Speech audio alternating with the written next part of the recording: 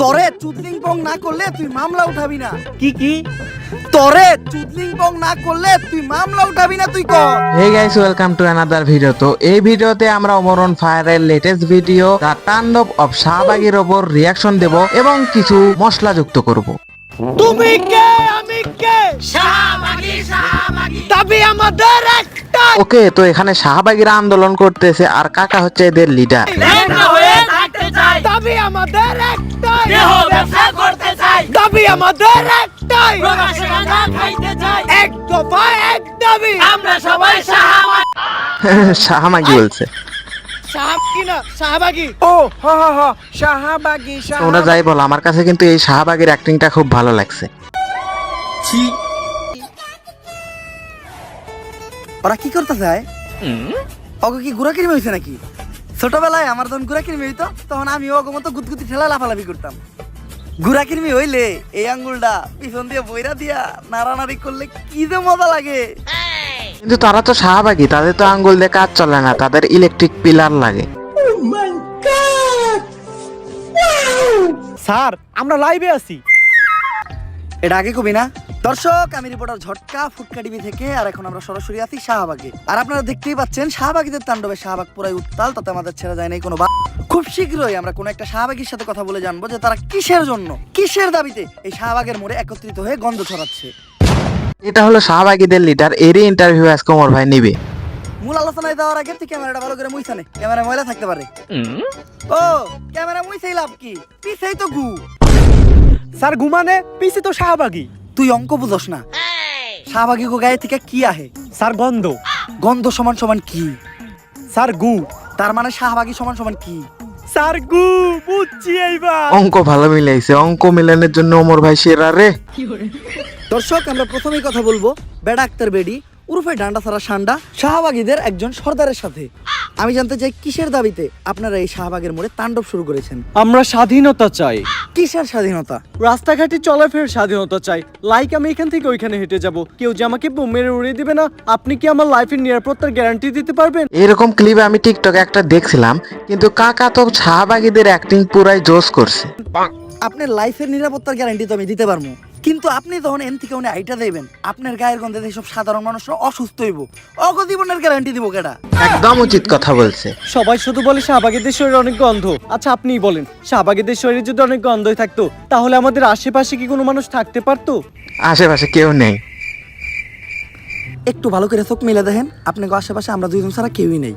Already শাহবাগী গো গায়ের গন্ধে এই জায়গা ছেড়ে সবাই পলাইছে।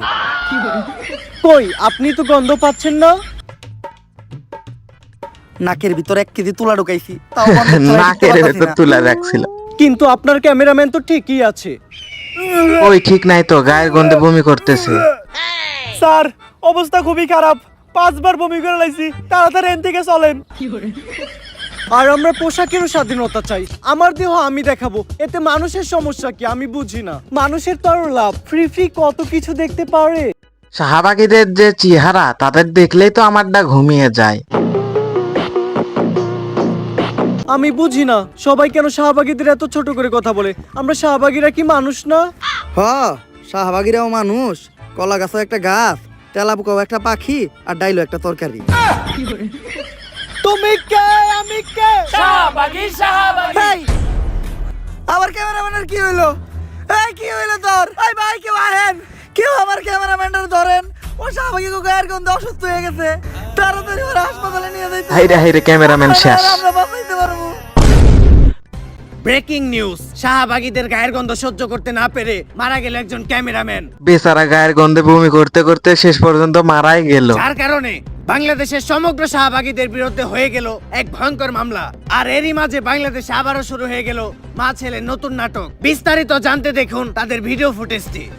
বাংলাদেশের আইন কতটা জঘন্য হলে এর মধ্যে একটা বুইরা মহিলা আমার ধর্ষণ মামলা দেয়। চেনা চেনা লাগে, বুইরা বেটি ধর্ষণ ইকুয়াল টু প্রিন্স মামুন। দেখছো গাইস, আমিও অঙ্ক মিলাতে পারি। 50 বছরের বুইরা মহিলা, এর আবার কেউ ধর্ষণ করে কেমনে?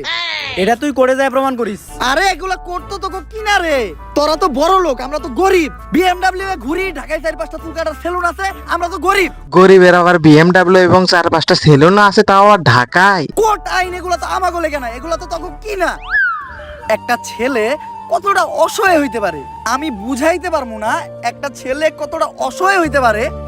একটা দুইটা না, 5-5টা মামলা করতে এই বজ্জাত মহিলা আমার নামে। আমার যেমনে খুশি অমনে না চাইতাছে। আমার একটা লাইফ আছে ভাই, আমিও মুভ অন করতে চাই। আমি ঘুরমু ফিরমু চুদলিং বং করমু, খাইয়া দিমু, ফষ্টি নষ্টি করমু মেয়াগো লগে। আমার এখন আর জুনা নাইকেল খাইতে ভাল লাগে না, আমি এখন কুচি ডাব খামু। ঠিকই তো, 50 বছরের ডাব আর 20-22 বছরের ডাবের মধ্যে তো পার্থক্য আছে। তুমি আমার বাসায় আসছো কেন? তুই আমার ফোনে ডাটা ট্রান্সফার করলি কি আমার অজ্ঞান কইরা? বাংলাদেশের ছেলেদের ক্রাশের সাথে যে আমি চুদলিং বং করতে ওইটা নিলি কে তুই আমার ফোন থেকে ট্রান্সফার কইরা?